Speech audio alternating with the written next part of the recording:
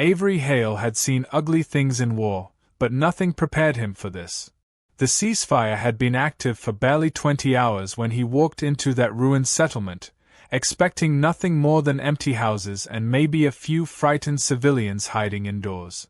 Instead, he found an alien nurse tied to a post, her chest rising in small frantic breaths, and a crowd gathered around her chanting the same word again and again with a rage that felt older than the conflict itself. Traitor.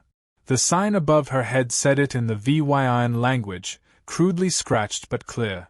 For a moment Avery just stood there, not understanding how any of this could still be happening after the shooting had stopped. His orders had been simple. Secure the road, verify the evacuation corridor, report anomalies. No detours, no civilian interventions. But the moment his patrol entered the square and he saw the resin bonds digging into the alien woman's wrists, that entire checklist vanished from his mind as if someone had just wiped it clean. Her name was not yet known to him, but her condition spoke loudly. Her skin was dull, her eyes swollen, her voice a rasping whisper of pain. The crowd surrounding her was tense, agitated, a collection of HFY civilians with faces twisted by days of fear and grief. Some shouted accusations in their own language, pointing at her with shaking hands. Others simply watched, their silence somehow worse than the shouting. Avery didn't need a translator to recognize the raw hatred behind their expressions. This was a mob on the verge of ending someone. A slow death sentence they fully believed they had the right to carry out. Corporal Rell muttered beside him, reminding him that HFY internal matters were not under human jurisdiction during ceasefire. Avery barely heard him. His eyes were fixed on the nurse, and for a brief instant her gaze met his. She did not beg. She did not plead. She simply looked at him like someone who had already accepted death but still hoped for one last contradiction from the universe. Avery stepped forward before anyone could stop him. The crowd recoiled immediately, several shouting warnings. The old HFY man at the front, his spine bent but voice sharp, raised a staff and demanded the human's leave. He accused the nurse of treating coalition soldiers during the battle, accusing her of violating loyalty rights and aiding invaders while HFY fighters died. The air vibrated with the anger building behind him. The younger ones looked ready to surge. Avery realized that if he touched his rifle, even by reflex, this place would explode. So he reached for the weapon, but instead of raising it, he drove it straight into the ground beside him in one hard motion. The crowd froze. A planted rifle meant one thing across dozens of cultures, a barrier, not a threat. Avery stepped forward again, hands empty. He demanded explanations. Formal charges. Recordings. Any evidence that this was a legal action, not a killing disguised as tradition. The crowd faltered. Their claims became inconsistent. One shouted she refused evacuation. Another claimed she aided humans for personal gain. A third insisted she had let a soldier escape. None of them agreed on specifics. The one-armed young HFY, his face twisted with grief, insisted she let human soldiers live while his own brother died. Avery asked the brother's name. The young man hesitated. Just for a moment, but it was enough. Their anger was real, but their facts were built on rumors and assumptions. Then the ringleader stepped forward. His presence shifted the entire mood. Tall, composed, his scales polished despite the ruin around him. He spoke calmly, insisting the nurse had broken sacred oaths of caste loyalty, that she healed enemies, that the purging rite was justified. Avery studied him carefully. Something about the man felt too controlled, too rehearsed. And then the nurse, weak and barely conscious, forced out a whisper that Avery could barely catch. "Help him. Not help me. Help him." Avery leaned closer, and she repeated it. "Help him." The implication hit Avery like a sudden cold wind. She knew something dangerous, something connected to the ringleader. Something worth killing her over. The ringleader noticed her speaking, and for the first time his mask cracked into something sharp and hostile. Avery stepped right up to the post. Rel hissed at him to stop. The crowd murmured with rising outrage. Avery ignored all of it. He reached for the resin bonds and drew the combat knife from his belt. The ringleader shouted in warning. Someone threw a stone. But Avery had already cut the first strap. The resin cracked like brittle glass. The crowd gasped. Rel raised his rifle out of instinct, and the rest of the squad moved in tight formation, forming a protective wall around Avery as he cut the second strap. The nurse collapsed forward and Avery caught her, the sudden weight hitting his chest with surprising force for someone so thin. She trembled but managed to whisper her name into his shoulder. Lysa. Nothing more. The crowd erupted. Shouts and curses. The old man slammed his staff on the ground. A few stepped forward, but the sight of armed humans standing firm made them hesitate. The ringleader lifted a hand, as though ready to command an attack, but even he hesitated, reading the calculus before him. An assault on humans during ceasefire would bring consequences none of them wanted. Avery carried Lysa away from the post, each step feeling heavier than the last. He wasn't just breaking protocol now. He was choosing a side in something he didn't fully understand. As they left the square, her breath hitched with exhaustion. Avery didn't know if she would even stay conscious long enough to reach the medical tent. He didn't know what political mess he had stepped into. He didn't know why she had begged him to help someone else or why the ringleader's eyes had flashed with pure hatred. He only knew one thing with absolute certainty, the kind of certainty that didn't come from orders or training but from something deeper and far more complicated.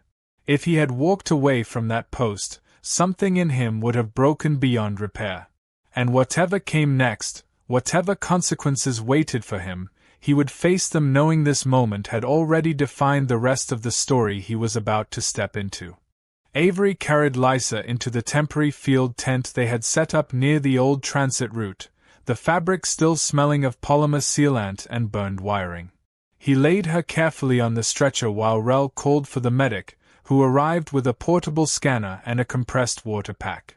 Lysa's breathing was shallow, her eyelids flickering as though she were fighting to stay awake. The medic worked quickly, sealing her wrists, checking her vitals, placing a hydration patch on her neck.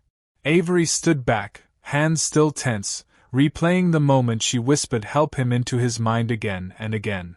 He finally asked her what she meant, but she only shook her head weakly and closed her eyes. She was too exhausted to speak and too dehydrated to force out more than a few breaths at a time. The medic explained she needed a few hours before she could say much of anything. Avery nodded, though his mind refused to settle. Outside, the camp felt too quiet. His squad kept glancing toward the direction of the square, muttering about the crowd, the shouting, the way the ringleader had looked at them. Avery knew they were right to be uneasy. What he had done in that square was not small. It wasn't even defensible under regulations unless he found a way to justify it. He took a long breath, squared his shoulders, and walked back toward the settlement, stopping short of the main road where several HFY civilians had gathered. They stared at him with something between resentment and curiosity. Avery approached the youngest among them first. A teenage HFY with mottled cheeks and trembling hands. The boy flinched when Avery spoke but didn't run. With Rel acting as interpreter for a few difficult phrases, Avery asked the boy directly why they believed Lysa was a traitor. The boy's voice cracked. He said she had treated humans during the fighting, gave them water, cleaned their wounds, even sheltered them in the medical alcove. Avery pressed gently for details. Which humans? What injuries? What day? The boy hesitated, uncertain. He admitted he had not seen it himself. It was something he had heard from others, people older than him. Rumors growing from hallway whispers. Avery moved on to a woman who had shouted at him earlier. She claimed Lysa had refused to evacuate. He asked if she had been present when the evacuation order was given. She hadn't. Another civilian insisted Lysa had guided human scouts to a safe path through the eastern ridge. Avery asked who saw it. The man stumbled over his words, unable to answer. Every claim fell apart the moment Avery asked for direct witness. Finally he approached a silent older VYN sitting on a broken stone slab. His eyes were tired rather than hateful. Avery asked if he knew Lisa. The old VYN nodded slowly. She healed anyone who came through the clinic, he said. Our soldiers. Their soldiers. Even children caught in crossfire. She followed the old healer code. Avery asked him if that was considered betrayal. The old man sighed and said only when people needed someone to blame. Avery's suspicion hardened. This wasn't justice. It was fear mixed with grief. But there was something more beneath it, something that made every civilian give the same glance to the ringleader whenever certain questions came up. Avery decided to confront the ringleader directly. He found him near the center of the square, standing like someone who expected people to orbit him. Avery asked him again for formal charges, for evidence, for the names of witnesses. The ringleader smiled thinly and tried a softer approach this time, saying he understood humans had different ideas of mercy, but this was VYN law. Avery cut him off, stating clearly that VYN law still required actual proof. The ringleader's reply shifted like sand. He insisted the people knew what they saw. Avery pointed out none of them had seen anything firsthand. The ringleader's eyes sharpened with annoyance that he failed to hide. He said evidence didn't matter because Lisa had violated her caste bond by treating enemies.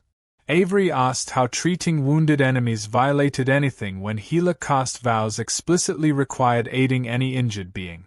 The ringleader paused too long. His expression cracked just for a second. That was when another VYN, younger and pale, quietly stepped closer, avoiding attention. He tugged lightly on Avery's sleeve and whispered a confession so soft Avery almost missed it. Lisa didn't save just any human. She saved the ringleader's brother. A brother who had surrendered when the battle turned. A brother who was marked as a coward. A brother whose life being spared destroyed the ringleader's standing in his own clan. Avery looked at the young VYN in disbelief. The boy nodded, terrified to be overheard. Avery finally understood the shape of the lie. The accusation wasn't about loyalty, or broken oaths, or healing humans. It was about humiliation.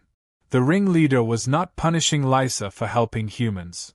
He was punishing her for keeping alive the one witness who could reveal his brother's surrender, and destroying his reputation in the process. Avery returned to the tent, his mind burning with this revelation. When Lisa opened her eyes again, he leaned close and asked softly who she meant when she whispered help him. She met his gaze with exhausted clarity. The brother, she muttered. He begged her not to tell anyone he surrendered. He was afraid of what his clan would do. Avery felt something cold settle into place. The war might have ended yesterday, but the real danger here had nothing to do with battles or politics. It was a truth someone was willing to kill to bury. And Avery had just pulled the one person who knew it off a post meant to silence her forever. Avery barely slept that night. The dim tent lights flickered with every small surge from the portable generator, casting thin stripes of shadow across Lisa's cot. She drifted in and out of consciousness while the medic monitored her vitals, but Avery's thoughts stayed sharp and restless. He kept replaying the young VYN's whispered confession, the way he had trembled while admitting the ringleader's brother had surrendered, that Lisa had covered for him, that her kindness had cost the ringleader his status. It explained everything. The mob. The lie. The urgency to kill her before anyone asked questions. But knowing the truth didn't simplify Avery's situation.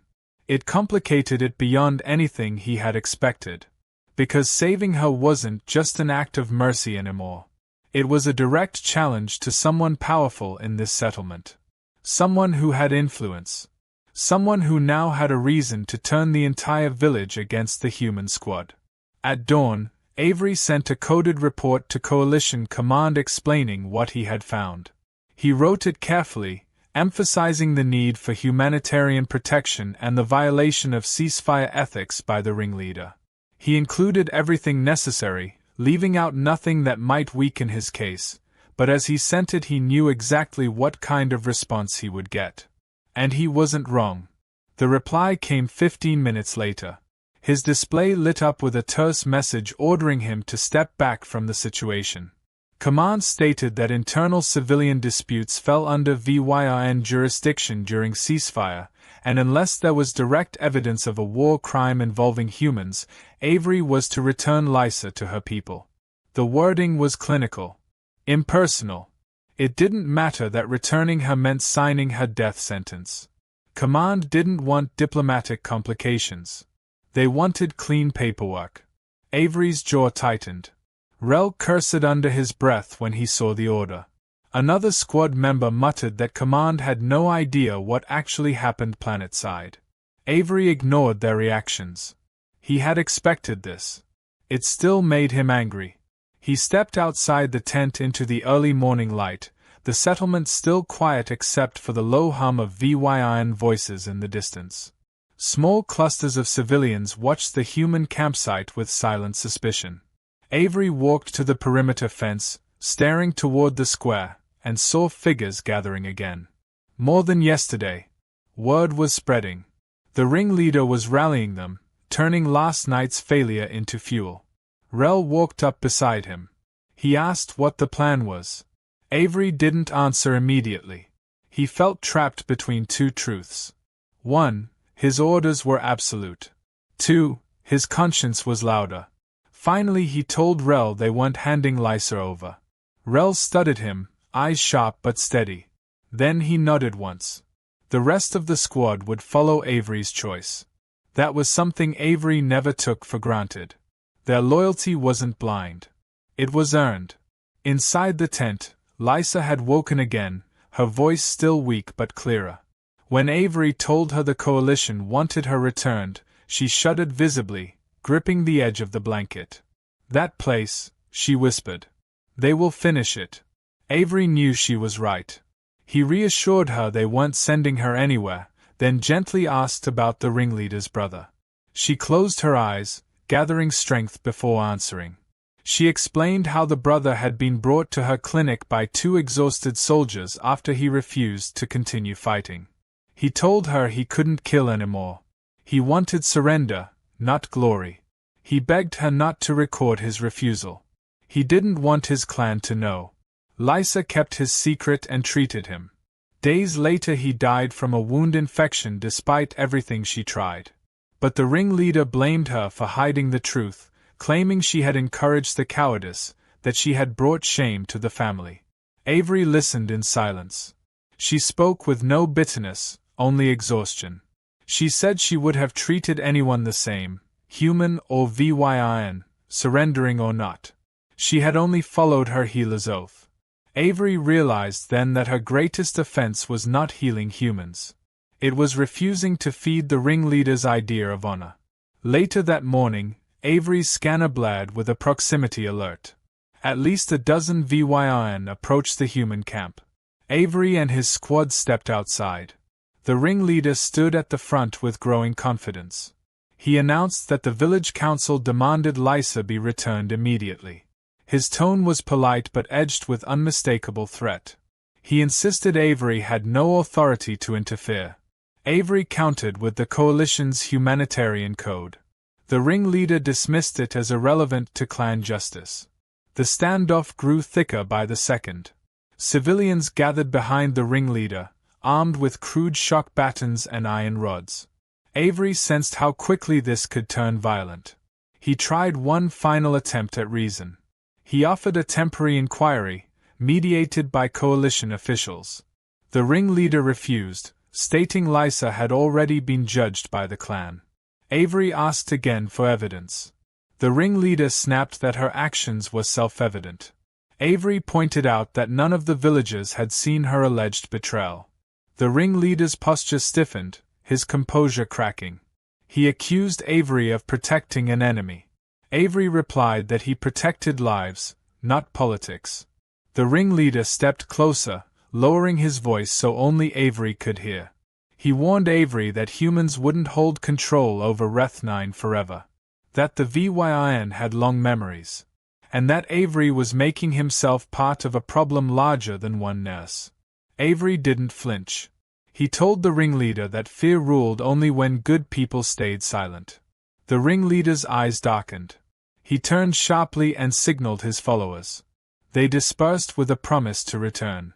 Avery knew what that meant. They would gather more. They would come back with numbers. He returned inside and told Rel to prepare a defensive perimeter. Not to provoke anything, but to ensure that if the VYIN tried to seize Lysa by force, they wouldn't succeed without consequence. War had ended, yes. But peace had not begun. Not here. And Avery realized that protecting Lysa was no longer just about saving one life. It was about stopping a lie from becoming a law. Avery had seen standoffs before, but never one quite like this. It began just after midday, when the first shadows from the shattered structures stretched across the ground and the VYIN civilians began gathering again, not in small clusters this time but in organized lines. Rel alerted him first, voice tight with tension. They are forming ranks. Avery stepped out of the tent and saw them, dozens of VYN marching from the square toward the human outpost, far more than earlier. Some carried shockhooks, some crude spears, some only stones, but all moved with a unified purpose that made Avery's stomach sink. He scanned their faces and recognized none of the confusion from yesterday. The ringleader had spent the night forging their anger into something focused. Now they moved with intention. The ringleader himself walked at the front, shoulders squared, expression carved from cold stone. There was no shouting this time, no chaotic fury. It was a deliberate display. They wanted Avery to see their numbers. They wanted him to regret defying them. Avery's squad formed up behind him as he stepped forward to meet the advancing crowd, rifles slung but ready. He ordered no one to raise a weapon unless he gave the word. The appearance of force mattered, but a single twitch could ignite the entire valley.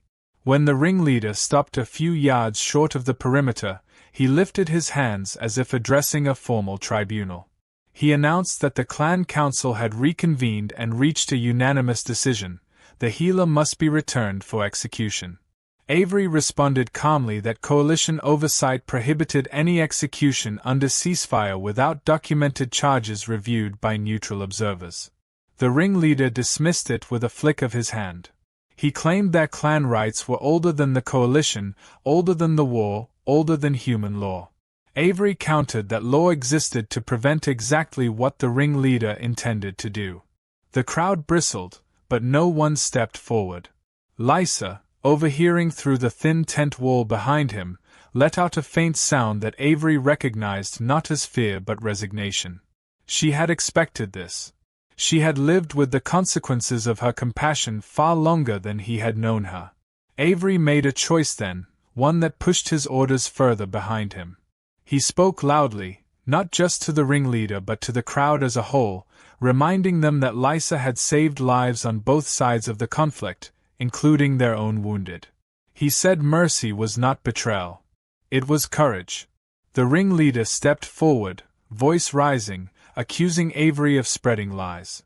He claimed Lysa had given humans more care than VYIN, that she had favored the enemy, that she had broken caste law by treating non-natives during battle. Avery challenged him directly, asking for the names of VYIN she had refused to treat. The ringleader hesitated, then snapped that it didn't matter. Avery knew that crack in his composure was exactly what he needed. He pressed harder, demanding the ringleader declare publicly why he truly wanted her dead. That was when the ringleader's voice dropped into something uglier, accusing Lysa of encouraging cowardice in his family. It was almost a slip, one he immediately tried to cover with ritual phrases. But it was enough. Before Avery could push further, a new sound rippled from the east. Slow footsteps. Dozens of them.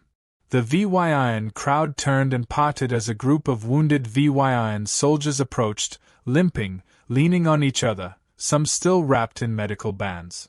Avery recognized them immediately from Lysa's story. These were the ones she had kept alive during the worst days of the fighting. They stopped beside Avery instead of joining the mob. An uneasy murmur spread through the civilians. One of the soldiers stepped forward, his voice shaking but loud enough to carry.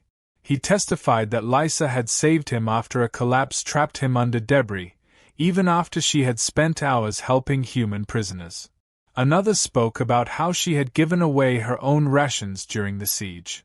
A third revealed that she had treated the ringleader's brother, the coward he had been trying so desperately to erase. The gasps in the crowd weren't quiet. The ringleader's expression tightened into panic, something Avery had not seen on him before. The ringleader shouted that these were liars, that wounded minds twisted truth. But the tide had already shifted. More VYIans stepped forward to support the wounded soldiers. Some civilians backed away, their confidence shaken. Others looked uncertain for the first time since the beginning. Avery realized the fragile moment hanging in the air. If he pushed wrong now, the mob could snap back into violence. If he pushed right, the lie could collapse. He stepped forward, speaking to the crowd with steady conviction. He told them that wars ended only when truth was allowed to stand. That Lysa had upheld life when everyone else had given up. That her oath as a healer was not treason but honor. The ringleader snapped, raising a shock hook as if to strike. His face twisted with something close to desperation. Before he could take another step, several of his own people grabbed his arms, pulling him back. Shouting broke into arguments among the civilians. The entire formation began fracturing. Avery ordered his squad to stand ready but not intervene. This moment wasn't his to decide anymore. It belonged to the VYN who had finally seen what had been hidden. As the ringleader struggled against his own people and the shouting rose in confused anger, Avery realized he had reached the turning point. Whatever came next would determine whether Reth 9 healed or tore itself apart. And standing in the middle of it all, Avery felt the weight of something he hadn't felt since the war began. The possibility that humans, for once, might be the ones pushing things toward mercy instead of destruction. The moment the ringleader's own people seized him, the square seemed to shift under everyone's feet. The tight formation of angry civilians dissolved into arguments, accusations, and shaken voices. Some shouted that the healer's oath was sacred. Others muttered that they had never trusted the ringleader to begin with. The wounded VYIan soldiers stood together near Avery, forming a quiet barrier of testimony that no one had expected. Lysa, watching through the half-open tent flap, looked more stunned than relieved. She had never imagined her patients would stand for her like this. Avery stepped closer to the breaking crowd, not to command it but to let the moment play out without turning back into violence. The ringleader wrestled against the hands holding him, shouting that this was a human manipulation, that Avery had poisoned them with off-world lies. But every time he tried to advance, someone else stepped in his path. Avery waited until the shouting dulled into a trembling silence. He then addressed the crowd, his voice steady but no longer raised. He told them that justice could not be shaped by fear or by someone's wounded pride. He said mercy did not erase the dead, nor did killing someone who saved lives bring back lost honor. A few civilians lowered their heads. Others simply stared at Lysa as though seeing her for the first time. The ringleader made one last attempt to regain control. He ripped his arm free from one of the civilians holding him and rushed toward Avery with a snarl, a concealed blade snapping from his wrist guard. The movement was fast, desperate, almost wild. Avery reacted on instinct, stepping between Lysa and the incoming strike. Rel lunged forward at the same time, but it was Avery who caught the ringleader's wrist mid-swing, twisting hard and forcing him to drop the blade. The ringleader stumbled to the ground as Avery pinned his arm behind his back and signaled for his squad to move in. The crowd watched in stunned silence. There was no fight left in the ringleader now. Only frantic, furious breathing and an expression cracked down the middle with disbelief. He had expected the mob to fight for him. Instead, they watched him fall. Avery didn't speak until two of his soldiers secured the ringleader's hands behind him. Then he turned back to the VYN civilians and said the simplest truth he could offer. "She will not die for your anger. Not today. Not for a lie. The crowd, shaken and divided, did not argue. They had seen too much, heard too much, and for the first time, the ringleader's authority looked hollow. A few quietly backed away. Others stood frozen, uncertain of how to move forward now that the path of rage they had followed had collapsed. When Avery brought the ringleader into custody, Lysa's eyes fluttered with something like disbelief. She whispered that she had thought no human would risk so much for her, that no one ever stood between VYI and politics. Avery told her he hadn't done it because she was VYN or because she was caught in a feud. He did it because she was alive and worth saving, because someone had to refuse the easy cruelty. Her expression softened for the first time since he had found her at the post. She looked at him not with gratitude but with understanding, and that meant more to him than any thank you could have. Within hours, word spread across the settlement. Coalition Command reviewed Avery's updated report, which now included first-hand testimony, evidence of attempted murder, and details exposing the ringleader's acts. This time Command did not argue. They ordered the ringleader transferred to a secure holding site and granted Lysa provisional protection under coalition humanitarian law. Avery knew it wasn't perfect. Papers didn't guarantee safety. But it was something real, something that would keep her alive long enough to choose her own future. The wounded VYIN soldiers visited her before leaving. They thanked her in quiet, awkward gestures, unsure how to express gratitude in front of humans. One pressed a shard of carved stone into her hand, a traditional symbol of survival. She accepted it without speaking, her eyes damp but steady. Avery watched their exchange and felt something settle inside him, something that had been restless ever since the war began. Maybe mercy wasn't weakness at all. Maybe it was the only thing that separated civilization from collapse. The following day, Lysa was escorted to the Coalition displacement station. She walked slowly, still recovering, but with a calm determination that made her appear stronger than she had in the tent. Avery walked beside her until the processing checkpoint. When she received her temporary clearance card, she held it in her hands for several long seconds before looking up at him. She asked where she should go now. Avery admitted he didn't know, but that she would have the chance to decide for herself, something she had not been given since the war started. Before boarding the transport, she turned to him and said something he would not forget. Humans see individuals. My people see only roles. You did not save a healer. You saved a person. That is the difference. She stepped onto the transport and disappeared behind the closing hatch. Later, when the settlement was quiet again, Avery returned to the post where he had first found her. The sign that once read Traitor had been torn down by someone earlier that morning. It lay cracked on the ground, the word fading in the dust. Avery knelt, lifted it once, then set it back down. Some symbols deserved to disappear. He stood there for a long moment, letting the silence settle around him. Then he walked back toward his unit, knowing the war had left many wounds on this world, but at least one injustice would not stand unchallenged.